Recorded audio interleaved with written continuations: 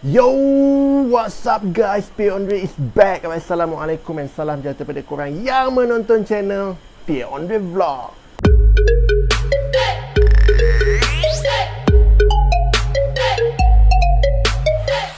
Yes, kita kembali lagi guys dengan kita punya video yang menarik guys. Okay guys, seperti yang korang tahu, korang tengok belakang ni bukanlah set yang biasa korang lihat seperti aku selalu buat dekat rumah.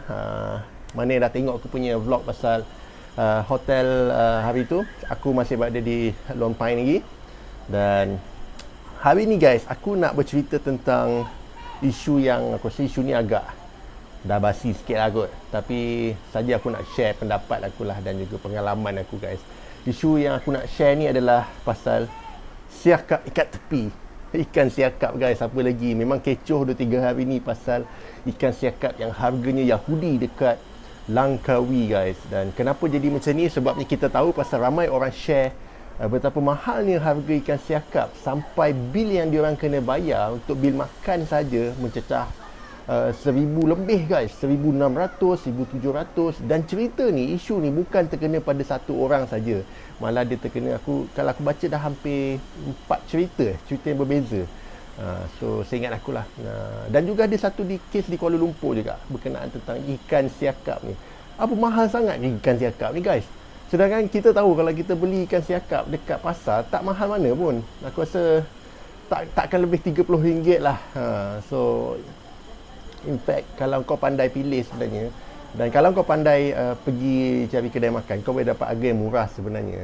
Okey, kenapa benda ni jadi mahal sangat? Okey, sebelum aku nak cerita tentang pengalaman aku dan aku nak share pendapat aku guys, kita dengar dulu cerita pasal luahan hati seseorang yang pernah terkena perangkap siakap ni guys.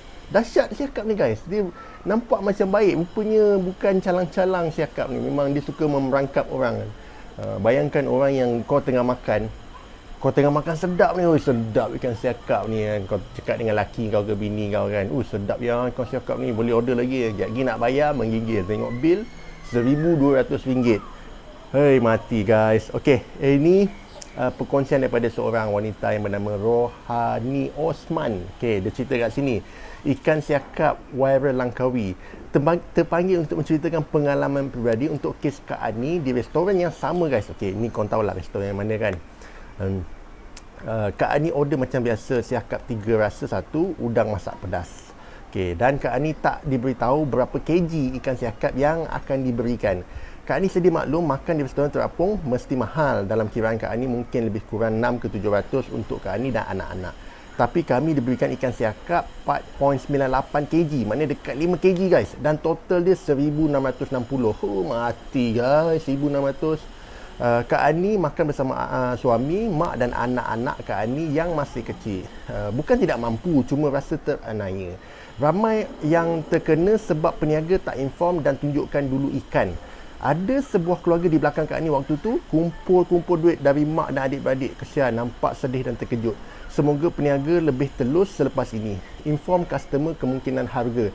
Dan Kak Ani pun ambil pengajaran selepas ni sebagai pelanggan yang bijak.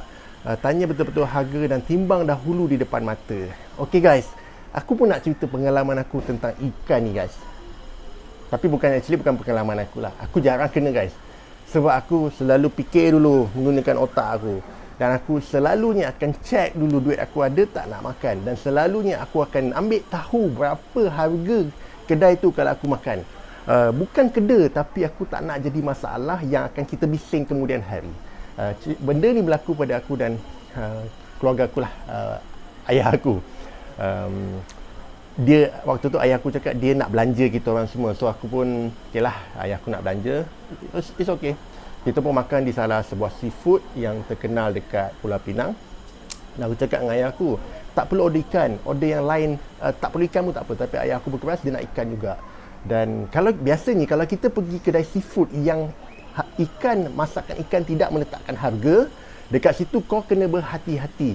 Bukan kau tak boleh order, boleh guys, cuma kau perlu berhati-hati. Maksud aku berhati-hati dari segi kau kena ambil tahu daripada segala aspek. Sebab tu kedai seafood yang menyediakan ikan yang masih hidup dekat aquarium tu kan, kau nampak ada banyak, ada ikan siakap lah, ikan talapia lah, ikan kerapu lah. Konsep dia kau kena faham berapa 100 gram berapa per 100 gram. Dia akan letak harga, mesti akan letak RM16 ke RM12 ke. Daripada situlah kau kali calculate berapa harga ikan tu. Contoh aku cerita dululah pengalaman bapak aku. Dia nak ikan kerapu. Okey, tak ada masalah. Dia order lah. Aku pun diam je pasal orang nak belanja. Kita biar orang yang belanja tu order apa dia nak. Order. Lepas tu dah makan semua apa habis, aku perhatikan je bapak aku tau. Bila nak pergi bayar tu dia tergedu sikit. So, aku dah boleh agak. Pasal apa? Pasal harga ikan tu agak mahal. Excuse me, alhamdulillah, excuse me. Harga ikan tu agak mahal. Tapi kita orang taklah terkena sampai 1,000 lebih. In fact taklah sampai 1,000 pun, dalam separuh pada harga tu lah. Dan harga ikan tu sendiri lebih mahal daripada segala macam lauk yang kita order. So kita tahulah harga ikan tu mahal. Dan sini aku nak share dengan korang, aku nak terangkan dekat korang, kalau pergi kedai seafood yang tidak meletakkan harga ikan atau harga ketam atau harga udang, itu sebabnya dia ikut harga pasaran.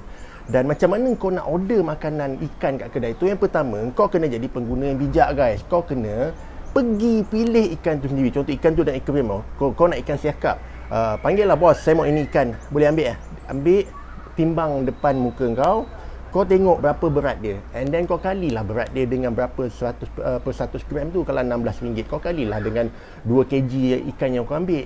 Dekat situ baru kau tahu berapa harga ikan yang kau makan. Sebab tu dalam isu aku tengok banyak orang terkena ni, kadang-kadang kita tak boleh salahkan seller, kita tak boleh salahkan peniaga. Bukan mereka tak telus, mereka dah letak harga dekat situ, tapi kita yang tak bijak. Diorang dah lama rancang guys, kita yang lalai. So nak salahkan diorang ke? Tak boleh juga. Sebab kalau mereka tak letakkan harga, of course mereka akan diambilkan tindakan. Sebab adalah menjadi satu kewajipan dan kemestian peniaga untuk meletakkan harga makanan dan juga harga berapa yang mereka jual tu. Kalau tak letak, kita boleh saman diorang. So bila jadi macam ni, kita tak boleh, janganlah kita sibuk nak viralkan benda. Sebab aku rasa ini adalah atas kekilafan kita sendiri, atas kebodohan kita sendiri yang kita tak nak ambil tahu. Yang kita datang macam kita bos nak orang serve, bila keluar harga macam tu kau terkejut. Pasal apa? Peniaga pasti akan nak jual ikan yang paling besar. Pasal itulah cara dia buat duit. Contoh dia ada ikan, hari tu dia ada ikan yang paling besar 6 kg lebih.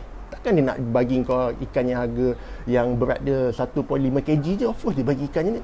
Tambah-tambah lagi kau tak tanya, kau tak bagi tahu, dia akan assume kau ni orang kaya. Pasal orang-orang ada duit dia pergi kedai macam kedai dia orang tu. Sebab tu kita kena jadi pengguna yang bijak guys.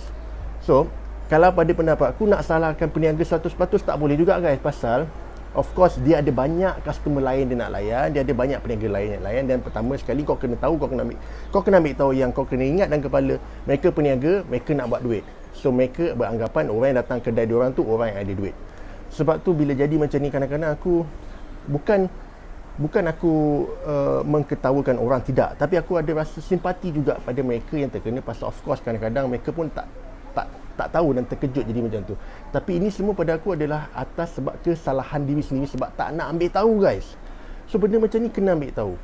To be honest, kalau kau bijak, menjadi pengguna bijak, dengan harga 1,600 kau boleh order gila-gila banyak punya makanan. Dengan cara kau orderlah makanan yang ada harga. Sebab tu baru semalam kita orang pergi satu kedai seafood dan memang makan puas guys. Aku order 6 jenis lauk, tapi tak ada ikan lah guys. Ada udang, ada ayam dan segala macam lah. Kau bayanglah 6 jenis lauk, dan ada tom yum, memang sedap gila. Harga dia baru RM160 je. Makan ramai. So aku rasa kalau kita bijak dalam buat satu pemilihan, insya-Allah duit kau pun akan selamat guys. Bukan kita nak keda, tapi lebih baik kita berjimat dan kita bayar sesuatu yang tak mahal tapi kita dapat makan puas. Sebab at the end, ikan ke ketam ke masuk mulut kau, dia akan keluar balik jadi tu. So sama je. Yang rasa lain tu hanya pada tekak kau saja guys. So 1,600 kau boleh dapat macam-macam benda guys. So ini antara aku rasa, bukan nasihat lah pendapat aku. Aku ni tak layak nak nasihat orang guys, tapi aku pun ada pengalaman. Walaupun pengalaman tu bukan datang pada aku sendiri, daripada bapa aku, tapi aku rasa itu satu pengalaman yang sangat berharga untuk aku jadi pengguna dan pelanggan yang bijak guys. So aku harap tak adalah lagi isu pasal ikan siakap harga Yahudi ke. Memang kalau kau fikir harga dia, memang harga tak masuk akal lah. Ikan siakap je guys.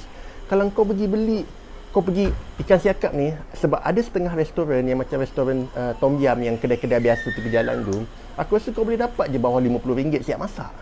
Sebab tu kau kena pergi restoran yang harga ikan tu dia dah tulis siap-siap. Kadang-kadang dia buat package set A RM69, 4 orang makan, ada siakap masak 3 rasa, ada ada kangkung lah, ada segala macam lah. Kau kalau macam tu okey. Dan tapi kalau kau nak murah, pada pendapat aku, nak pergi ikan bakar, kau pergi Melaka, kau pergi Umbai, kau dapat satu ikan siakap yang besar gila baru RM35 je guys.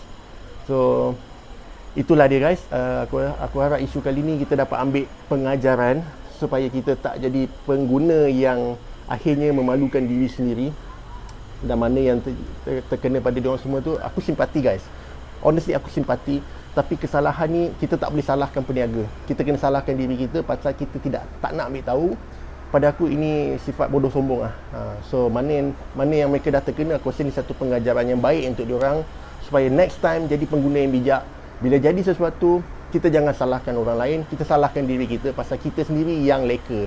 Diorang dah lama rancang, kita je yang tak ambil tahu.